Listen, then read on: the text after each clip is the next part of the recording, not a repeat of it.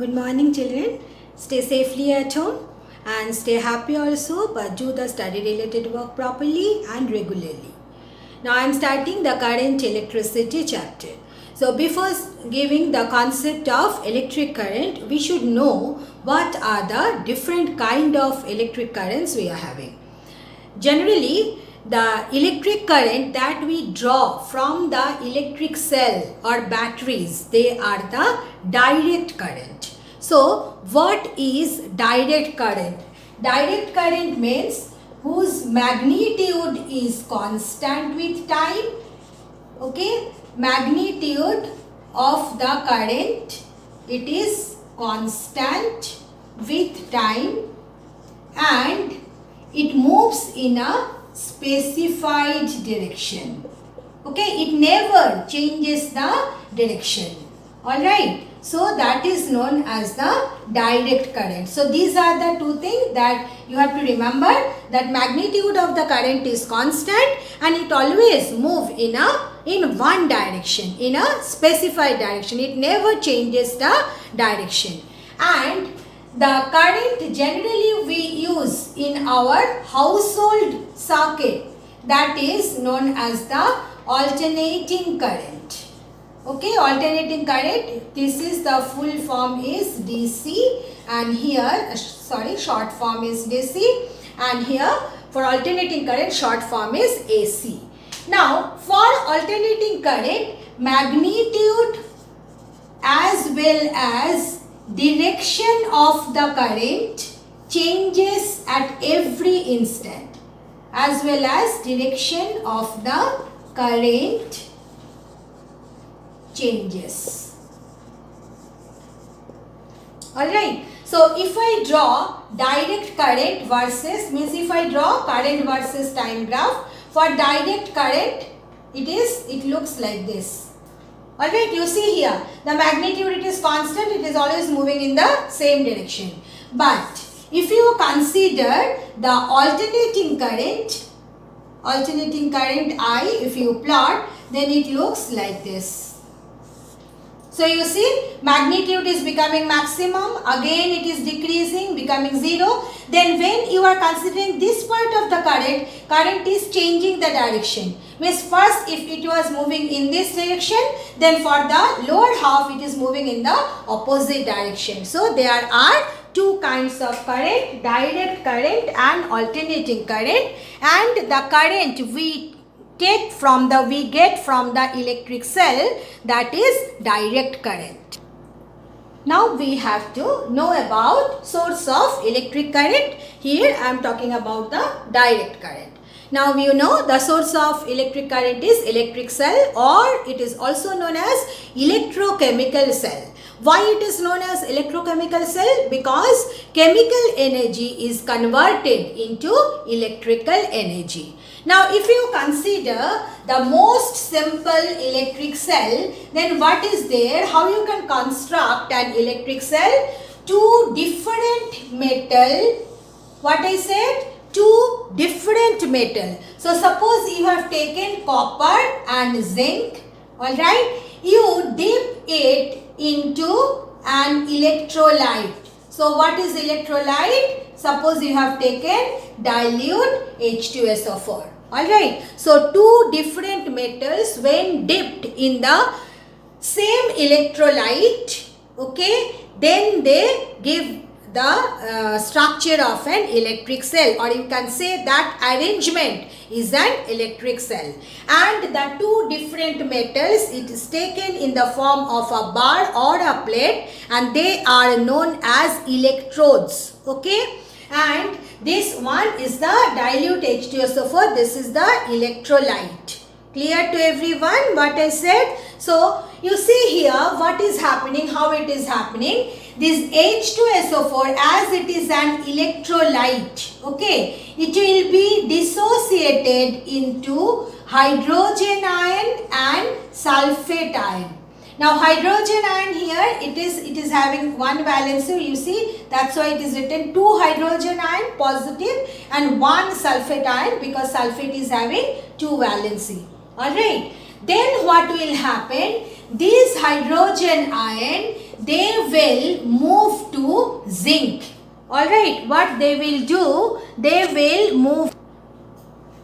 Now listen, I'm saying, now these two hydrogen ion, they will move to the copper plate, not to the zinc plate. That by mistake I said, okay. Hydrogen ion, where they will move to the copper plate. Okay, means here hydrogen and sulfate ions, they are roaming about. Then hydrogen ion, what they will do, they will move towards the copper plate. And after moving there, what the hydrogen ion will do, two hydrogen ion will take out 2 electron from copper. Alright. So you see, copper will become then positive charge. Means in the copper plate, from the copper plate, 2 hydrogen ion will extract 2 electron. So when 2 hydrogen ion will extract 2 electron, then copper will be converted into copper Cu++ ion. And then, so you see what is happening when the moment you are dipping copper and zinc within the dilute H2SO4, then in the copper plate there will be deficiency of electron, because copper is giving its electron to the hydrogen ion. Alright, and what the sulfate ion will do, sulfate ion will move to zinc. Alright, and then what it will do, it will form zinc sulfate, means from the zinc, alright, 2 electron will be taken out, then zinc will become Zn++, and zinc and sulfate, they will combine each other, and what will happen, 2 electron will be extra in the zinc plate. Alright, so you may not remember this part, this is the chemistry part, but you must remember the ultimate result. What is the result I said? The moment you are dipping copper and zinc, 2 different metals, okay, which are known as electrodes in the same electrolyte. Electrolyte means what? Which remain dissociated into ions, okay. Then what will happen? One plate will have deficiency of electron and it will become positively charged, and one plate will have extra electron and it will become negatively charged. Is that clear? Now you see what is happening. This copper is having deficiency of electron, zinc is having more electron, extra electron in it. So if you just join them, okay, through certain electrical device, then what will happen, electron will get a closed path to move on. So electron from zinc will move to copper and then it will complete the path like this. So you see, electron will move in this direction, it means it will give rise a current, okay, because all of you know when electron moves over a closed path, it gives rise to electric current. So here what is happening, that electrons are moving in the closed path, so it will give rise a current. And what is the direction of the current? From the positive electrode to the negative electrode outside the cell, and inside the cell just opposite to it, because it will move like this. Is that clear? Everybody has got? So this is the simple concept that how our electric cell works. Okay. So you see, when electric cell is working, then a chemical reaction is taking place. A chemical energy is involved in that, and that chemical energy is converted into electrical energy. And this is the way how an electric cell, although I have discussed here the most simple one, electric cell, it works. Now this electric cell, there are 2 kind of electric cell, okay, primary cell and secondary cell.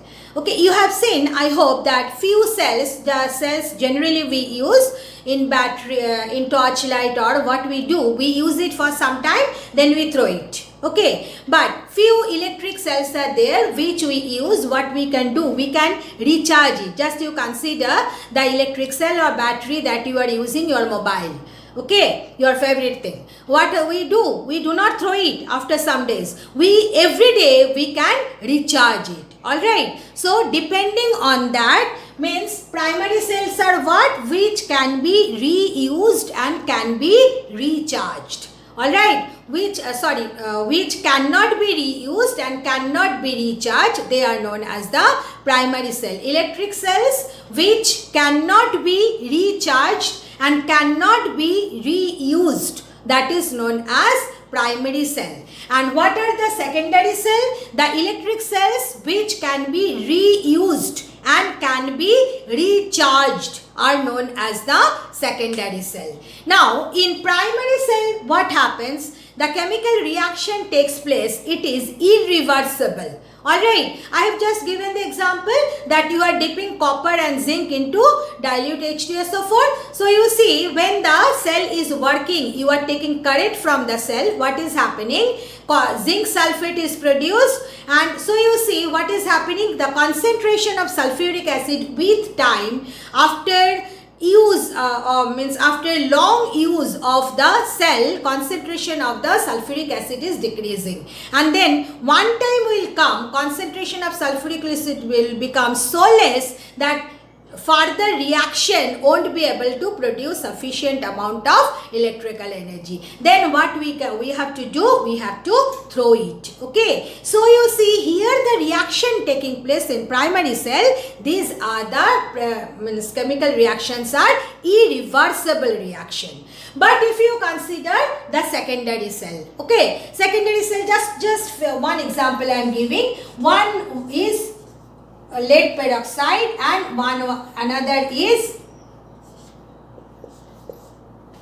lead. Okay, lead peroxide, another is lead and another is PbO2. Two electrodes are there, one is Pb, another is PbO2. And we use sulfuric acid, again the dilute sulfuric acid we use as the electrolyte. So when you are drawing electric current from the cell, then what is happening? PbO2 is reacting with H2SO4, Pb also reacting with H2SO4, and lead sulfate is produced. Okay, but when you are charging the current, then what is happening? In the opposite direction chemical reaction is taking place. Alright, means the lead sulfate, from the lead sulfate, water and other material, we are getting back Pb, PbO2 and H2SO4. Alright, means what? The chemical reaction that we use in the secondary cell, that is irreversible. Okay, and secondary cell, that's reversible. So secondary cell can be reused and recharged, as the chemical reaction in it is reversible. Now few examples of primary cell are simple voltaic cell, that the cell just few minutes back I discussed, that is nothing but the simplest of all the cell. Simple voltaic cell, then Lakeland cell, Daniell cell, dry cell, these are all primary cell. Now still now I can remember in 8th standard in your book it was written that dry cell is a secondary cell. Alright, and you rush to me, the other section children, that whether dry cell is a secondary cell. But remember, dry cell cannot be recharged. Dry cell is a primary cell. Dry cell can never be a secondary cell. Okay, dry cell is always a primary cell. So these are the examples of primary cell. And secondary cells are what? Just now I have given the example PbO2, Pb and PbSO4, that is lead or acid accumulator, that is known as lead or acid accumulator. And then nickel iron, we use alkaline substance as an electrolyte, so it is known as the nickel iron accumulator or lithium hydrogen battery. These are the examples of the secondary cell. You must learn and remember the name of the examples of the primary and secondary cells. Now what are the differences between primary and secondary cell? First point is primary cell, it cannot be recharged, and secondary it can be recharged. Then as I already said, in primary cell chemical reaction is irreversible, whereas in secondary cell chemical reaction is reversible. Then these 2 points, just you note it down.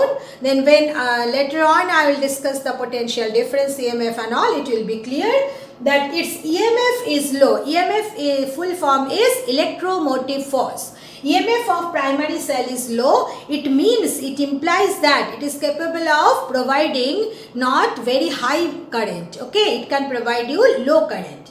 And secondary cell, its EMF is high. EMF means electromotive force. It is high, so it is capable of providing you high current. Internal resistance of primary cell is high.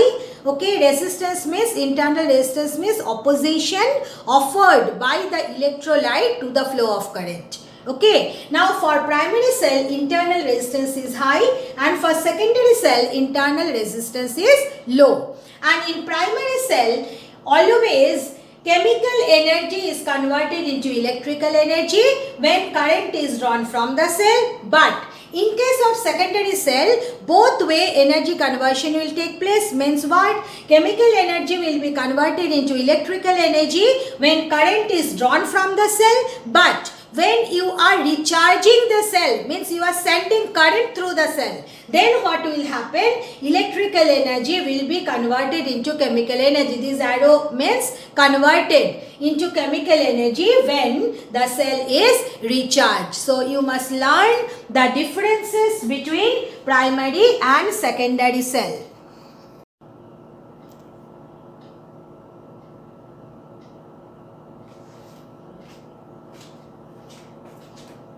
Good morning children, stay safely at home. So I am starting the next chapter, current electricity. Now what is the concept of electric current? If you want to know, then first you need the concept of electric charge. Alright, and you know that how you can charge a body by the transfer of electron. Okay, one can charge a body by transferring electron. If you add electron to a body, then the body becomes negatively charged, and if you take out electron from a body, then the body becomes positively charged. Okay, means deficiency of electron makes the body positively charged, and presence of extra electron make the body negatively charged. And you know what is the SI unit of electric charge? SI unit of electric charge is coulomb. Alright, now the concept of electric current is coming. Now what is the concept of electric current? Electric current we defined as the amount of positive charge flowing per second. Okay, or you can say this is rate of flow of electric charge. What I said, what is electric current? Please kindly note it down. I have not written the sentence. What is electric current? It is rate of flow of positive charge. I repeat, rate of flow of positive charge. Means amount of positive charge flowing per second, and that's why what is the formula for current? Current is amount of positive charge divided by time taken. Alright, but what is our concept? Although we define electric current as amount of positive charge flowing per second, but actually in the circuit no positive charges flows. It is electron which moves from one point to other. Alright, now if you consider that, and you know that amount of positive charge given, it is given by this relation, number of electron, n is what? Number of electrons passing in time t, alright, and E is the charge of an electron. Alright, what is n? N is, I have written only the half line, number of electron passing through a point in time t.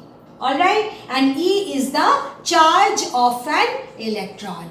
Clear? So you see what is the formula for electric current. Electric current, either you can write Q by T, where Q is the amount of positive charge moving, and one can write Q is equal to N into E, because actually in the circuit electron flows, so you can write it as N into E by T. So this is the relation for electric current. So this is the first point.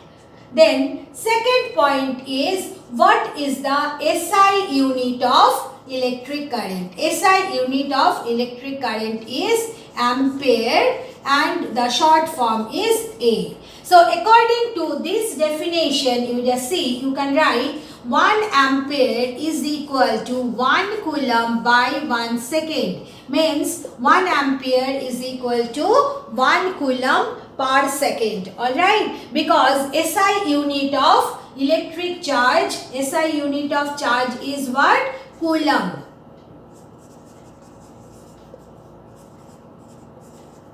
As ampere, coulomb, both are the name of the scientist. That's why when you write the full form, A should be small, C should be small. But when you are writing ampere only by symbol, then A should be capital and C should be capital. Alright, so these are the basic information related with the electric current. Point wise I have written, and you too note down point wise and remember also point wise. Next question is, what is the direction of electric current? Okay, direction of electric current, what is the direction of I? Along the direction of motion of positive charge. Alright, so suppose you consider that positive charges are moving in this direction from left to right. So in which direction the current will flow? The current will flow in this direction. Alright. So if you consider current is flowing in this direction, what does it mean? Plus Q charge is moving in this direction. Now this current, it is also known as conventional current. Alright. So the question, if it is asked what is the direction of the conventional current, what will be your answer? Along the direction of motion of positive charge. Clear? But actually, you know, positive, there is no positive charge is flowing. Who is flowing? Electron. And what is the charge of nature of charge of electron? Negative. So this also we know that positive and negative, they move in the opposite direction. So you see, if the current is moving in this direction, electron, we write down the symbol like this, E and then negative. Okay. So electron will move in which direction? In the opposite direction. Now, the movement of electron, we also call it as electronic current. Alright, so sometimes the question is asked, what is the direction of electronic current? Now, direction of electronic current is opposite to that of conventional current. Alright, so this diagram, this way if you draw, then you will get a very clear concept regarding the direction of motion of the positive charge, which is actually virtual, and the direction of motion of electrons and the direction of the conventional current, okay, and the direction of the electronic current. Okay, take an imprint inside the brain, so you will never forget it in life. Clear? So I repeat, what is the direction of the conventional current? Along the direction of motion of positive charge. What is the direction of the electronic current? It is along the motion of the electron, means opposite to the direction of the conventional current. Alright, so you must remember the fact that conventional current, direction of conventional current and direction of electronic current is always opposite. Next important point regarding electric current, you should never forget, that is electric current is a scalar quantity. Then you must be thinking that Miss just now said so many things about the direction of electric current, and then next moment she is saying electric current is a scalar quantity. Alright, so let me justify this statement that electric current is a scalar quantity. Now you see, understand it, when I say force is a vector quantity, then force is a magnitude having direction. Alright, how we specify the direction? Just consider this. Suppose, just consider, I hope you can see this pen. Alright, now suppose I am pushing the pen in this direction. So I am applying a force in this direction. This is north to south. Alright, so I am applying, just I am drawing the diagram here. this is north and this is south. So you see, I have applied the force. When I am pushing it like this, I have applied the force in this direction. Okay. Now you do this, that you apply the force in the opposite direction. Okay, means you are pushing it from south to north. So you see what will be the direction of the force. The direction of the force will be in the opposite direction. Alright. So we are saying force is a vector quantity. So this is the sense of the direction. Now consider this example. Suppose it is a conductor. It is a conductor. Now this terminal connected to the positive terminal of the battery, and this is the cap. Cap is connected to the negative terminal of the battery, and I am holding it like this. This one conductor I am holding like this. So you see, the current is flowing now from this direction, from the bottom to the cap. The current is flowing. Okay, what is the direction of the current? From the bottom to the cap. Alright, now you see, without changing the connection of the battery, I am simply holding the pen in the opposite direction. Alright, now you see what is happening. What will be the direction of the current? Now the direction of the current will be again for the conductor from the bottom to the cap.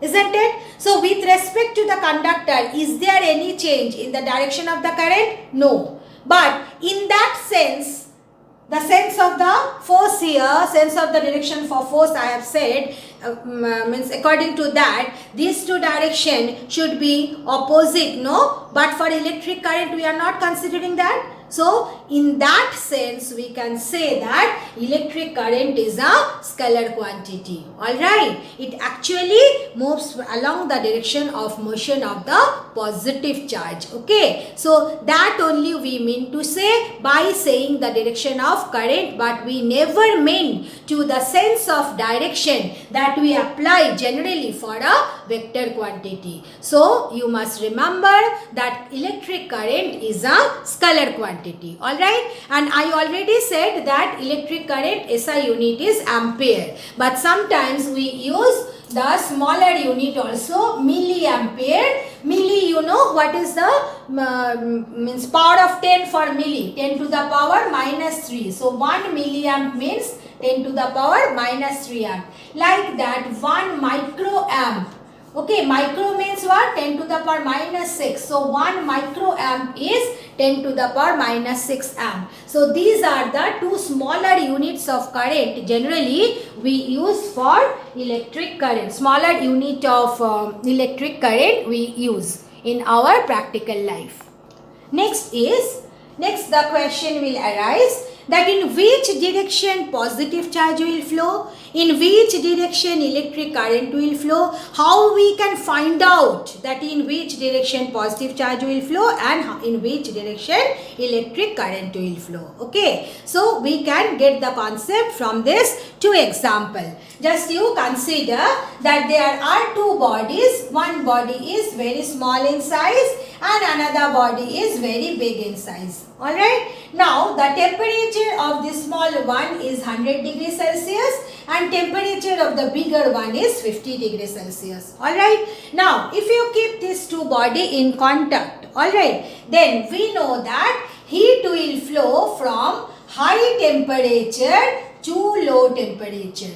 Isn't it? So you see, direction of flow of heat is determined not by the size, not by how much heat each body is having, but it is determined by the temperature of the body, isn't it? And temperature, that's why we define temperature this way. It is the thermal state of the body which determines the direction of flow of heat. Alright, that is the concept of temperature. We already studied it. That's why I am giving this example. Clear? That the direction of flow of heat, it depends on what? Temperature. Heat always flow from high temperature to low temperature. And that's why how we define temperature? Temperature is nothing but the thermal state which determines the direction of flow of heat. Alright, direction of flow of heat. I am writing everything, otherwise I know some of you, they do not listen to the lecture, they just blindly copy from the whiteboard. Okay, so for them I have to write the everything. But actually you must listen also what I am saying. Well, you must listen to the lecture. Not that you will just concentrate on what Miss has written on the whiteboard and blindly you will copy that. Please do not do. So what is temperature? Temperature, as I said, the thermal state which determines the direction of flow of heat. Clear? Then the second example, another example we know. Suppose we have taken a very small container which is having a little amount of water in it at certain height. Whereas we have taken a big container which is on the ground. Now you have connected them by a pipe. Okay. Now what do you think? That as it is having much amount of water, so water will flow from here to here, or water will flow from the upper container to the lower container. Water will flow from upper container to lower container. Alright. So you see, flow of water, direction of flow of water, it does not depend on the amount of water present in a body. Alright, present in a container. It depends on the height of water level. Water always flows from high level to low level, isn't it? Water flows from high level to low level.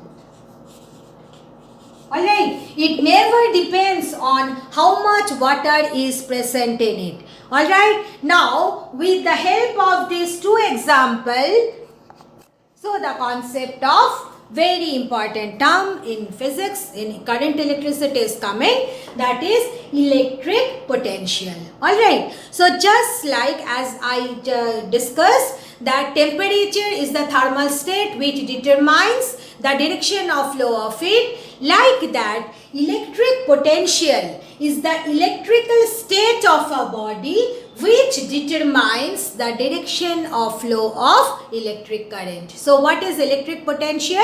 Electrical potential is the electrical state of the body which determines the direction of flow of electric current. So the question will arise, how it determines? As we know, for temperature, heat flows from high temperature to low temperature. Just like that, here also you can say that current, I have written I, means current flows from high potential to low potential.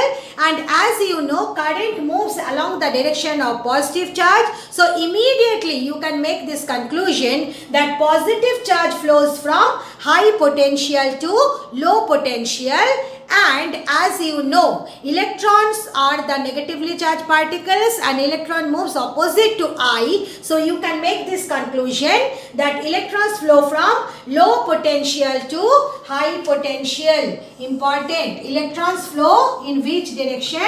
Low potential to high potential. So the question will arise, how you can increase the potential of a body? Remember that presence of positive charge in a body increases its potential. Alright, means what? Suppose you have taken one body and from the body you take out electron. Alright, what you are doing? You are taking out electron. You are making it positive. Okay, you are means adding a positive charges to it. Then what will happen? Potential of the body will increase. Means potential of the body will become plus. Okay, and then presence of negative charge decreases its potential. So if you add electron to a body, then what will happen? The body will become negatively charged. As a result, the body potential of the body will become negative. Potential of the body will decrease and potential of the body will become negative. So these are the basic important points related with electric potential. You are supposed to understand it, learn it and remember. Now electric potential, as I said you, that it is the electrical state of a body which determines the direction of flow of it. Now from this definition it is not clear how to measure the electric potential. So how we measure the electric potential? We measure suppose you want to measure the electric potential at the point P. Then what you have to do? You take plus 1 coulomb charge, unit positive charge. What you will do? You will take unit positive charge. Then from infinity, I cannot go to infinity, no. So that's why by this one, this means from infinity, you bring this plus 1 coulomb charge to the point P, and by doing this, how much work you have to do, that work done is equal to the electric potential. Alright, so understand it. What you will do? You will bring plus 1 coulomb charge. Okay, whom you will bring? Plus 1 coulomb charge. From where you will bring? From infinity. To which point you will bring? The point whose potential you want to measure. Alright, now in doing so, you have to do certain amount of work. So that work is considered as the electric potential of that point. So what is electric potential at a point? It is the amount of work done to bring unit positive charge from infinity to that point is known as the electric potential. So that's why this is the relation for electric potential. You can remember that potential at the point P, this is the way we write infinity P divided by Q. Alright, suppose you have brought Q charge from infinity to P, and for that work done is this. Then what will be the potential at that point? That work done divided by the amount of charge you have brought. So it is becoming work done to bring unit positive charge. Alright, so you can write it here. What is Vp? Potential at the point P.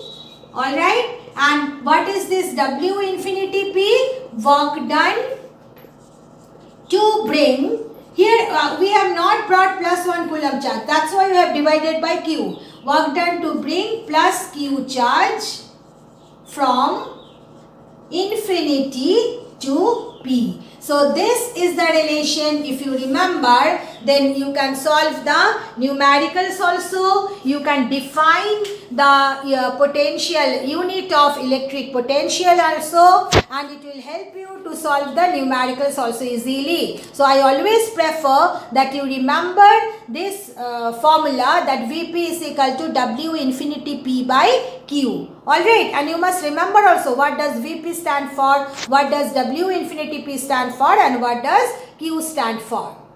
Next is SI unit of electric potential. SI unit of electric potential is volt. Alright, so you see from this relation, as I told you that this relation will help you to define volt. You see how you can write? If V is equal to 1 volt SI unit, then what is the SI unit of work done? SI unit of work done is 1 joule. Then what is the SI unit of electric charge? Electric charge is 1 coulomb. So you see, you can write 1 volt is equal to 1 joule per coulomb. Alright, so how you can define 1 volt? Alright, now how you can define 1 volt? If 1 joule of work is done to bring plus 1 coulomb charge from infinity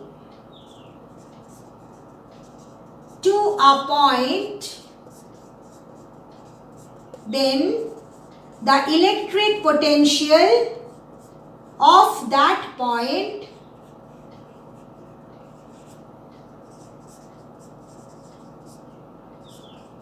is equal to 1 volt. Very simple, no? 1 joule of work is done.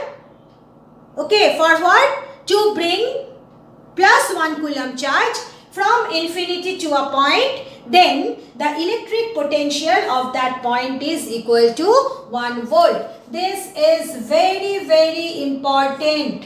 Okay, definition of 1 volt. Everyone should learn and remember till the exam is over. Okay, after that if you change the stream then you may forget it, but you have to remember what is the definition of 1 volt, and it is a very favorite question of the examiners. So you must learn what is the definition of 1 volt, and as I said, if you remember this relation, then simply from this relation you can write 1 volt is 1 joule per 1 coulomb, and then 1 joule per coulomb you write it in sentence, in statement, that will become the definition of 1 volt. So anyway, learn the definition of 1 volt. What is the question comes like this: what is the state SI unit of electric potential? State and define SI unit of electric potential. So this is the way you can define the electric potential, unit of electric potential volt.